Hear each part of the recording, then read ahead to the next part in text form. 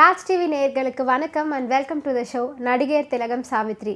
நம்ம நிகழ்ச்சியில் சாவித்ரி அவர்களுடைய திரை பயணத்தில் நடந்த பல சுவாரஸ்யமான விஷயங்களை பார்த்துட்ருக்கோம். இன்றைக்கி நிகழ்ச்சியிலும் உங்களுக்காகவே இன்னும் பல அற்புதமான விஷயங்கள்லாம் காத்துட்ருக்கு. வாங்க நம்ம நிகழ்ச்சிக்குள்ளே போகலாம்.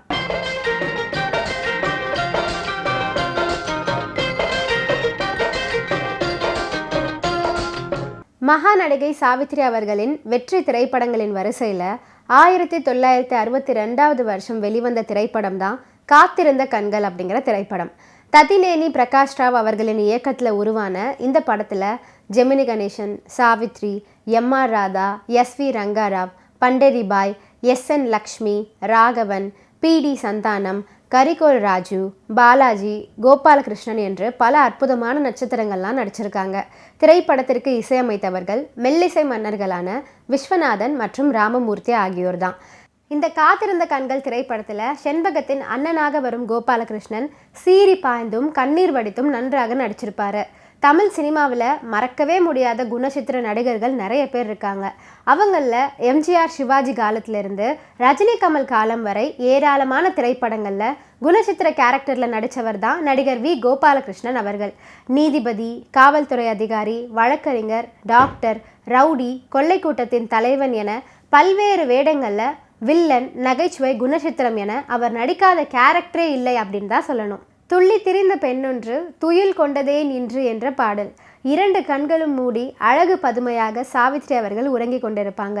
பிபிஎஸ் பாடினதிலேயே இதுதான் பெஸ்ட் என்று சொல்லும் அளவுக்கு குரல் இனிமையோடு சரளமாக மிகுந்த ஈடுபாட்டுடன் பாடியுள்ள அவருக்கு ஏற்றாற் போல மெல்லிய மெட்டை தேர்ந்தெடுத்து மெலோடியாக பாட வைத்த மெல்லிசை மன்னர்களின் திறமை அசாத்தியமானது அப்படின்னு தான் சொல்லணும். ஜெமினி கணேசன் தன் மனைவி தான் நடிச்சிட்டு இருக்காங்க அப்படிங்கிறத துளியும் பிரதிபலிக்காமல் ஒரு நிஜ காதலனாகவே மாறி காதல் சொட்ட சொட்ட க்ளோஸ்அப் காட்சியில் அழகு முகம் காட்டி நடிச்சிருப்பாரு. உறங்கி கொண்டிருக்கும் காதலியை பார்த்து காதலன் பாடும் பாடல் தான் இது. வர்ணனை என்றால் அப்படி ஒரு குழுமையான வர்ணனை. இந்த பாடலுடைய வரிகள் அழகா, இல்லை அந்த வரிகளுக்கு மெருகூட்டும் இசை அழகா, மென்மையான குரலில் அதற்கு ஒரு மகுடம் சூட்டியிருக்கும் பிபிஎஸ்ஸின் திறமை அழகா, காதலியாக தூக்கத்தில் உள்ளம் கவரும் நடிகர் திலகம் அழகா, தனக்கே உரிய காதல் குறும்புடன் காட்சியில் தோன்றும் ஜெமினி கணேசன் அவர்கள் அழகா என ஒரு குழப்பமே உண்டாகிடும். எல்லாம் ஒன்றி பின்னி பிணைந்து காணா இன்பத்தை நம் செவிக்கு தரும் இந்த பாடல் காதல் பாடலில் ஒரு உச்சம் கண்ட பாடல் அப்படின்னே சொல்லலாம். காத்திருந்த கண்கள் திரைப்படம் வெளியான காலகட்டத்தில் பட்டி தொட்டி எங்கும் ஒலித்த வெற்றி பாடல் தான் கண்படுமே பிறர் கண்படுமே நீ வெளியே வரலாமா என்று தொடங்கும் பாடல்.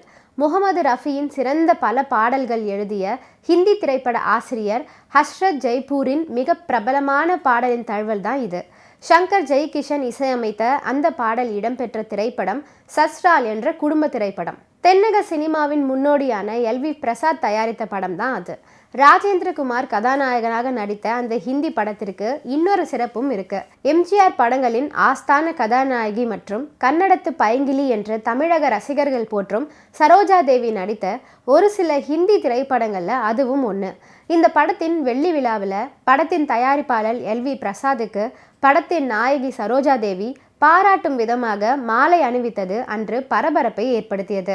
தனக்கே உரிய மிதமான உடல் சேட்டைகளுடன் ராஜேந்திரகுமார் பாடும் அந்த பாடலுக்கு முகமது ரஃபி வெளிப்படுத்திய அதே குறும்பு கலந்த தவிப்பு பின் நாட்களில் தமிழில் வந்த கண்படுமே பிறர் கண்படுமே என்ற ஜெமினி கணேசனுக்காக பி.பி. ஸ்ரீனிவாஸ் பாடும் பாடலில் வெளிப்படுவது ரசிக்கத்தக்கது அப்படின்னே சொல்லலாம். ஹிந்தி பாடலை எழுதியவர் சையத் இக்பால் என்ற ஹஸ்ரத் ஜெய்பூரி. அவர் காதலித்து மணந்த ஹிந்து மனைவி சாந்தா ஜெய்பூரிக்காக இப்பாடலை எழுதியதால இப்பாடலில் இயற்கையான சொல்லுவமைகள் வெளிப்பட்டன. அதற்கு பொருத்தமாகவும் திரைப்படத்தின் காட்சிகளுக்கு ஏற்பவும் பாத்திரங்களின் மன உணர்வை கவித்துவமான வரிகளில் சிறப்பாக எடுத்து காட்டும்படி கண்ணதாசனின் வரிகள் அமைஞ்சிருப்பது தமிழ் பாட்டின் கூடுதல் சிறப்பு அப்படின்னே சொல்லலாம். தன் காதலின் மேல் தான் கொண்ட அளவு கடந்த ஈடுபாட்டை அவளிடம் வெளிப்படுத்த இத்தகைய இயல்பு நிலை கொண்ட காதலன் கையாளும் யுக்தி கவிஞரின் கற்பனையில அழகுற வெளிப்பட்டிருக்கு. கவிஞர் கண்ணதாசன் அவர்கள் இயற்றி எம்.எஸ். விஸ்வநாதன் இசையில பி.பி. ஸ்ரீனிவாஸ் மற்றும் சுசிலாவின் தேன்மதுர குரலிலும் ஜெமினி மற்றும் சாவித்ரியின் நடிப்பிலும் காத்திருந்த கண்கள் திரைப்படத்தில் இடம்பெற்ற வளர்ந்த கலை மறந்துவிட்டால் ஏனடா கண்ணா என்ற பாடல் இடம் பிடிச்சிருக்கும். இந்த பாடல்ல அகத்தின இலக்கியங்களில் ஒன்றாக கருதக்கூடிய தூது அப்படிங்கிற விஷயத்த ரொம்ப புதுமையான வகையிலும் அழகாகவும் கையாளப்பட்டிருக்கும். எத்தனை முறை கேட்டாலும் திகட்டாத இனிய பாடல். தமிழ் உள்ளவரை கண்ணதாசனோடு இப்பாடலும் வாழும். ஸ்ரீனிவாஸ் அவர்களின் குரல் ஜெமினி அவர்களுக்கு பொருந்தியது போல வேறு யாருக்கும் பொருந்தி இருக்குமா அப்படிங்கிறது நமக்கு தெரியல.